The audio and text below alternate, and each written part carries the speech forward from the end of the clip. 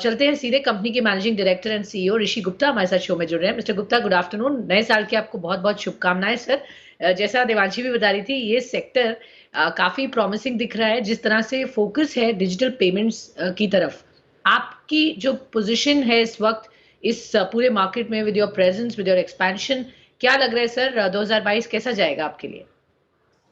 Swati, 2022 is a very interesting year. बहुत अच्छा जाने की उम्मीद है हमें। हमने देखा 2021 के अंदर कोविड के चलते हम लोगों को बेनिफिट हुआ है। एज आपके करस्पॉन्डेंट ने भी बताया कि किराना शॉप्स के अंदर इंटरनेट पे या डिजिटाइजेशन पे या रिटेल पे सब तरह से हमने देखा कि ग्रोथ आई है। तो हम भी पहले हाफ में 51% ग्रो करा हमने अपने ट्रांजैक्शन पे, 36% ग्रो करा रेवेन्यू में पहले 6 महीने में। हमें लग रहा है कि 2022 के अंदर भी हमें 30 से 35% ग्रोथ आने की उम्मीद है। मार्केट एक्सपेक्टेशन भी यही है कि डिजिटल पेमेंट्स 25% से ग्रो करनी चाहिए। फिनो का हमेशा से ग्रोथ मार्केट से ज़्यादा रही है, तो हमारी कोशिश है कि 30 से 35% तक ग्रोथ हम करें, और हमने पिछले सालों में उससे ज़्यादा ग्रोथ करी है। तो हमें लग रहा है 2022 के अंदर और भी अच्छी ग्रोथ आनी चाहिए और नंबर्स और भी बेटर नज़र आने चाहिए। ओके, नंबर बढ़िया नज़र आएँगे, ग्रोथ अच्छी है, मार्केट से बेहतर परफ़ॉर्मेंस की उम्मीद रखेंगे इस साल भी। सर एक सवाल, क्योंकि हाल ही में आपको क्रॉस बॉर्डर रेमिटेंस की परमिशन या अप्रूवल मिला है आरबीआई से, जो कि आप मनी ट्रांसफर सर्विस स्कीम शुरू कर सकते हैं। क्या मायने हैं सर इसका आपके लिए, और कितना बड़ा बिज़नेस अपॉर्च्युनिटी होगी ये बैंक के लिए? इसके फाइनेंशियल इम्प्लिकेशंस किस तरह से हमें दिखेंगे और कब तक? तो स्वाति, इंटरनेट हम ऑलरेडी डोमेस्टिक मनी ट्रांसफर के अंदर एक बहुत एक्टिव प्लेयर हैं। हम लोगों ने नियरली 30% मार्केट शेयर है हमारा डोमेस्टिक मनी ट्रांसफर के अंदर। इंटरनेशनल रेमिटेंस के अंदर हमें आरबीआई से अप्रूवल मिला है कि हम मनी ट्रांस एमटीएसएस की स्कीम के अंदर एक ओवरसीज पार्टनर के साथ बिजनेस कर सकते हैं। ये 20 से 25 बिलियन डॉलर की मार्केट है पर एनम। इंडिया में सबसे ज़्यादा इंटरनेशनल रेमिटेंसेस होती हैं। हमारी उम्मीद है कि हम आगे सालों के अंदर 5% मार्केट शेयर की हम टारगेट लेकर चल रहे हैं अभी, अगले 2-3 सालों के अंदर आने के लिए। मोर इम्पोर्टेंटली हमारे लिए एक और बेनिफिट है, क्योंकि हम लोग ऐसी जोग्राफीज में प्रेजेंट हैं, काफ़ी स्प्रेड आउट हैं, चाहे गुजरात है, महाराष्ट्र है, पंजाब है, केरला है, यूपी, बिहार। हम लोग काफ़ी एक्टिव हैं वहाँ पे अपने मर्चेंट नेटवर्क के थ्रू।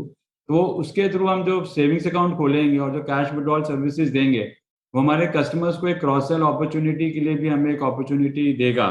तो उसमें हमारा सेविंग्स अकाउंट प्रोडक्ट बेटर बन जाएगा। हमारी जो डिजिटल स्ट्रैटेजी है क्रॉस सेल करने की उस कस्टमर को, वो और बेहतर हो जाएगी।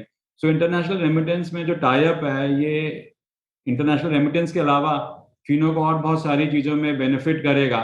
एंड हमारी उम्मीद है कि अगले 2 से 3 साल के अंदर हम 5% ऑफ मार्केट शेयर टारगेट कर रहे हैं एमटीएसएस के अंडर। ओके, 5% मार्केट शेयर 2 से 3 साल में। सर कोई कंपनी के साथ आपको यहाँ पर पार्टनर करना होगा।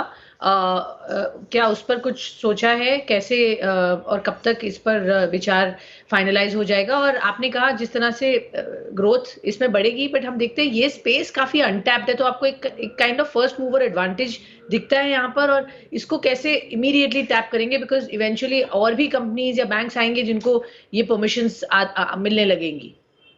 स्वाति, इसके अंदर हमारा क्या है कि हम ऑलरेडी एक एक प्रिंसिपल एजेंट के साथ हमारी बात हो गई है, हम फाइनल एग्रीमेंट स्टेज में है। 3 से 6 महीने के अंदर हमारा ये प्रोडक्ट लॉन्च होने की उम्मीद है हमें। जो हमारी जो सबसे बड़ी स्ट्रेंथ है ना, वो डिस्ट्रीब्यूशन है। और जो टेक्नोलॉजी और पार्टनरशिप के थ्रू हमने जो डीटीपी फ्रेमवर्क सेटअप करा है, अभी तक जो रेमिटेंसेस स्पेशली एमटीएसएस के अंदर होती है वो कैश विड्रॉल पे ज़्यादा फोकस करती है, क्योंकि फिनो की प्रेजेंस है और एक पेमेंट्स बैंक है जिसके जरिए हम बैंक अकाउंट भी खोल सकते हैं। तो हमारा एंडेवर रहेगा कि हम इस कैश इंटरनेशनल रेमिटेंस बिजनेस को डिजिटाइज करके इसको सेविंग ओके। अकाउंट के थ्रू हम पैसा डालें लोगों के, और जब भी कस्टमर को विड्रॉ करना है अपनी मर्जी से विड्रॉ जी, करें, ना कि बिल्कुल, इमीडिएटली तो विड्रॉ सिम्प्लीफाई हो जाए। जी। अपॉर्चुनिटी। सर कंपटीशन बहुत बढ़ रहा है इस स्पेस में। हम देख रहे हैं बहुत प्लेयर्स हैं, बहुत एस्टैब्लिश्ड और बड़े प्लेयर्स भी हैं। आई नो आपकी एक नीश स्ट्रैटेजी है और आपने ग्रो भी किया है, आपने दिखाया है that it has worked for you so far. क्या कॉन्फिडेंस है सर आगे भी यही ग्रोथ आप देखेंगे? क्योंकि अगर मैं पिछले नंबर्स आपके देखूँ, तो आपकी एक्स्पोनेंशियल ग्रोथ रही है in the number of merchants connected and deposits जो आपको मिले हैं। तो कंटिन्यूटी रहना रहना और कॉन्फिडेंस इस तरह का इन्वेस्टर्स में और कस्टमर्स में बने रहे, इसके लिए आप क्या करेंगे? स्वाति में हमारी जो मार्केट है, हम lower middle of the pyramid पे फोकस कर रहे हैं। जो 60 50 से 60 करोड़ लोग हैं, उनके लिए जी। एक फिजिकल नेटवर्क हमने सेटअप करा है मर्चेंट इकोसिस्टम के थ्रू, और हम रफली 1,1200 मर्चेंट हम पर डे ऐड कर रहे हैं अपने इकोसिस्टम के अंदर, और हम 90% से ज्यादा ज्योग्राफी में स्प्रेड है। ये जो मिडिल पिरामिड से नीचे जो लोग हैं, इनको फिजिकल मॉडल चाहिए, इनको फिजिकल और डिजिटल मॉडल एक चाहिए, जो फिनो ने इनको प्रोवाइड करा है कन्वीनियंस देके। तो हम उनके गांव में, उनके जहाँ पे भी वो रहते हैं वहाँ के आसपास हम लोगों ने अपने मर्चेंट इकोसिस्टम क्रिएट करा है जो कन्वीनियंट है। हमने बहुत सिंपल फाइनेंशियल सर्विसेज प्रोडक्ट्स और services, simple app, simple digital platforms के थ्रू ही हम इनके साथ बिजनेस कर रहे हैं। तो हमारा जो इकोसिस्टम है वो एक्सपैंड कर रहा है। हमारा जो हम पहले 3,000 से 3,500 अकाउंट खोलते थे पिछले महीने, पिछले साल, इस साल हम 6 से 7,000 अकाउंट खोल रहे हैं पर डे। तो मर्चेंट इकोसिस्टम, कस्टमर इकोसिस्टम दोनों ग्रो कर रहे हैं। हमारा 8 लाख से ऊपर मर्चेंट इकोसिस्टम हो गया है। हमारा इंडेवर है कि एक 10 लाख से ऊपर हम 6 महीने 9 महीने में पहुंच जाएंगे। हमारे पास इस समय रफली 40 लाख अकाउंट हमने खोल दिए हैं कासा के। हमारा टारगेट है 100 लाख अकाउंट, 1 करोड़ अकाउंट पहुंचने का अगले 18 से 24 महीनों के अंदर। सो ग्रोथ हमें जो लग रही है मर्चेंट इकोसिस्टम पे, कस्टमर इकोसिस्टम पे, उसके अलावा बाकी सारे जो हमारे प्रोडक्ट्स हैं, जैसे कैश बाजार वाला प्रोडक्ट है जो सीएमएस हम करते हैं कंपनीज के साथ, या एनबीएफसीज, माइक्रो फाइनेंस कंपनीज और logistics companies, e commerce companies, वो बिजनेस भी बहुत ग्रो कर रहा है। सो आगे आने वाले टाइम के अंदर जो हमने एक फाउंडेशन बिल्डअप करी है मर्चेंट इकोसिस्टम की, जिसके थ्रू हम फिजिकल मॉडल सेटअप कर रहे हैं, वो एक्सपैंड करेगा हाँ। और आगे और ग्रोथ हमें नजर आनी चाहिए इसके थ्रू। ओके, ग्रोथ तो सर नज़र आ रही है, एक्सपेंशन भी चल रहा है। आपने कहा और हमने कंपनी का प्रॉफ़िट भी देखा था लास्ट ईयर। क्या ये प्रॉफ़िटेबिलिटी जिस तरह से देखी गई है वो कंटिन्यू होगी, बेहतर हो सकती है? ऑल्सो सर जो कंसर्न्स होते हैं एनपीए के, उसको आप कैसे एड्रेस करेंगे? कैसे एन्श्योर कर रहे हैं कि कम से कम अकाउंट में ऐसी दिक्कत आए? क्योंकि हमेशा लेंडिंग के साथ एक ये चैलेंज तो हमेशा बना रहता है। सो हमारा पेमेंट्स बैंक के अंदर स्वाति, हम लोग लेंडिंग अपनी बुक्स में नहीं करते। तो हमारी बुक्स में हमने लेंडिंग के लिए बाकी एनबीएफसी और बैंक्स के लिए टाई अप करा है, जिसमें जो एसेट है उनकी बुक्स में रहता है। तो अगर कोई एनपीए होता है तो हमारी बुक्स पे नहीं आता वो, हमारी कोई एफएलडीजी भी नहीं होती, तो हमारे पे कोई भी किसी तरह का भी क्रेडिट रिस्क नहीं है। तो हमारी बुक्स में एनपीए कभी हो ही नहीं सकता, पहली बात।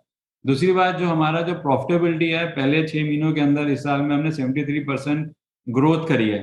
आगे जो हमारा इंडेवर रहेगा उसके अंदर हमारा एक्सपेक्टेशन है, क्योंकि एक अच्छी फाउंडेशन सेटअप हो गई है, उसके थ्रू हम और प्रोडक्ट्स और सर्विसेज हम लेकर आते रहेंगे। जैसे इंटरनेशनल रेमिटेंस है, और भी हम सर्विसेज लेकर आ रहे हैं उसके साथ, तो एक अच्छी क्रॉस सेल अपॉर्चुनिटी भी बनेगी। दोनों चीजों को देखते हुए, एक्सपेंशन को देखते हुए और क्रॉस सेल को देखते हुए, हमें लग रहा है कि हमारी जो प्रॉफिटेबिलिटी है वो आगे समय में एब्सोल्यूट पे नंबर पे और बेटर होनी चाहिए आगे आने वाले टाइम्स के अंदर। ओके, प्रॉफ़िटेबिलिटी यहाँ से और भी बेहतर होनी चाहिए। सर बहुत-बहुत शुक्रिया हमसे इस सेक्टर के इस new age trend of digital payments की क्या आउटलुक रहेगी अगले साल, ये बताने के लिए और समय देने के लिए।